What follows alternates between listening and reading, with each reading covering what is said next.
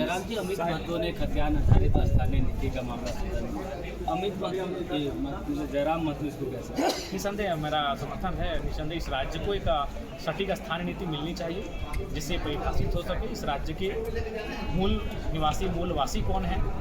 ये परिभाषित होने की आवश्यकता है। तो 25 वर्षों में भी परिभाषित नहीं हो पाएगी तो कहीं ना कहीं उसका फलाफल इस राज्य के निवासियों को नहीं मिल पाएगा। 1932 को लेकर बहुत मतभेद है।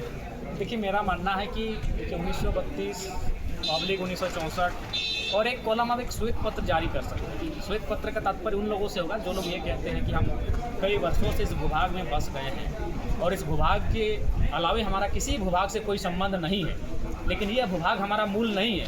तो उनकी परिस्थितियों के लिए चूँकि वहाँ चाहेंगे कि अगर कानूनी दृष्टिकोण से देखेंगे या तो फिर आप आसाम का उदाहरण लेंगे तो इस प्रकार की प्रक्रियाएँ बहुत देर से होती हैं। लेकिन अगर मानवता की बात करेंगे तो अगर कोई ऐसा दावा कर रहे हैं तो वहाँ एक श्वेत पत्र जैसा फॉर्मेट बने और उसके आधार पर वो श्वेत पत्र के माध्यम से कहें कि हमारा इस राज्य के भूभाग के अलावा बाकी जो भूभाग है उनसे नाता टूट चुका है, तो उस पर एक ऑप्शन आप रख सकते हैं। बाकी 1932 और जो खतियान आधारित स्थानीय नीति है उसको पुरजोर तरीके से लागू करने की आवश्यकता। नई बात आप नई बात इसलिए कह रहे हैं, नहीं हमने कहा था नई बात, हमने भी कहा था उस समय भी हमने श्वेत पत्र का जिक्र हमें लगता है 4-5 इंटरव्यू में हमने कहा था।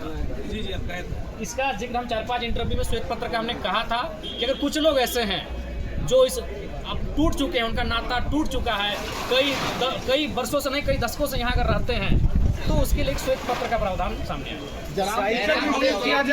निजी क्षेत्र में आरक्षण का जो मुद्दा उठाया कि झारखंडी नौकरी कितना प्रतिशत है, कई लोग ये मान के चल रहे हैं या आपको ट्रोल कर रहे हैं कि जयराम जी ने रघुवर जी वाली स्थानीय नीति को ही अपना लिया आखिरकार, इसी वजह से निजी क्षेत्र वाला मुद्दा उठा रहे हैं, नहीं तो मेन सवाल उठाते हैं। नहीं, आप बाबा जी आप बात कल मेरा गैर सरकारी संकल्प 1932 का ही है, काहे घबरा रहे हैं?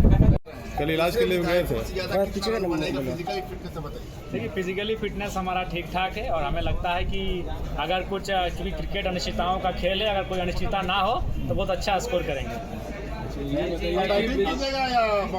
ऐसे अगर हल्का सा जर का माइंड नहीं होगा तो बॉलिंग भी कर लेंगे। जयराम जी, सरायकेला की एक अदालत ने फैसला किया है कि वीडियो कार्यालय का सामान बेच के मजदूरों का पेमेंट हो मनरेगा का मुद्दा आज भी उठा सदन में।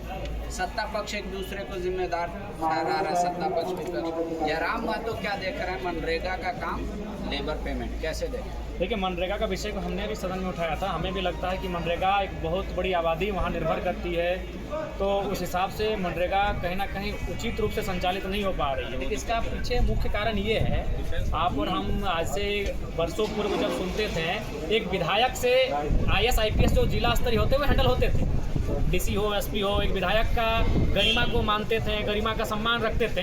लेकिन आज ये कड़वी सच्चाई है, तमाम जो है हमें लगता है प्रखंड स्तर के जो पदाधिकारी हैं वो CMO से संचालन होते हैं, जिस कारण वो तवज्जो नहीं देते हैं, जिस कारण आज ये करप्शन फल फूल रहा है। अगर फिर यथा व्यवस्था थी, आप माननीय चुन के आते हैं, माननीयों का गरिमा है, अगर आप उस गरिमा को CMO से हैंडल करेंगे, उन पदाधिकारियों को अगर CMO से गाइडलाइन देंगे तो हमें लगता है किसी प्रकार के करप्शन का उपज होगा। अतः जो क्षेत्र के जनप्रतिनिधि हैं कम से कम उनकी भागीदारी होनी चाहिए। तो सभी विधायक देखिए अपनी शिकायतें सुना रहे हैं, राय सिन्हा सुना रहे हैं, श्वेता सिंह सुना रहे हैं, उमाकांत अध्यक्ष सुना रहे हैं, सभी जो ब्यूरोक्रेट्स हैं उनके प्रति अपनी जो माने जवाबदेही है उसको कहीं ना कहीं बहुत किनारे कर दिया गया है। तो हमें लगता है मनरेगा हो चाहे अन्य विषय हो, जहाँ सरकारी दफ्तरों का प्रकार होता है तो उसमें कहीं ना कहीं निरंकुश होते जा रहे हैं, जिसका ही परिणाम है।